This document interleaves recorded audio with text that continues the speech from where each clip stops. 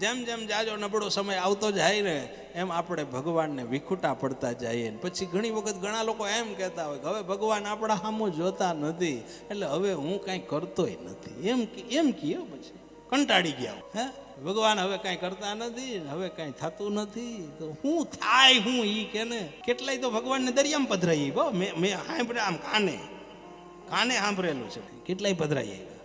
કેમ તો કે અમને હવે ક્યાં કાંઈ ભગવાન કાંઈ અમારું કરે છે, એમાં કાંઈ સારું થતું નથી એટલે અમે ભગવાનને પધરે. તો તમે સારું કરવા હાટું રાખ્યા, સારું કરવા માટે ભગવાનનું નામ લેતા હતા.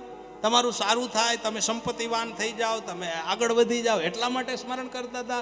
જો આટલા માટે કરતા હોય ને તો કાલથી જ બંધ કરી દેજો. એના માટે કોઈ પ્રભુ ભજન ન કરવું. પ્રભુ ભજન કરવું હોય તો કેવલ આત્માના કલ્યાણ માટે જ કરો. બસ પોતાના આત્માનો ખોરાક જો કોઈ હોય તો એ ભજન છે, આત્માનો ખોરાક હોય તો એ નામ સ્મરણ છે. સુખી થવા માટે જો કોઈ કરતા હોય ને તો કાલથી જ બંધ કરજો. અહીંયા કોઈ પ્રલોભનો આપવામાં આવતા નથી.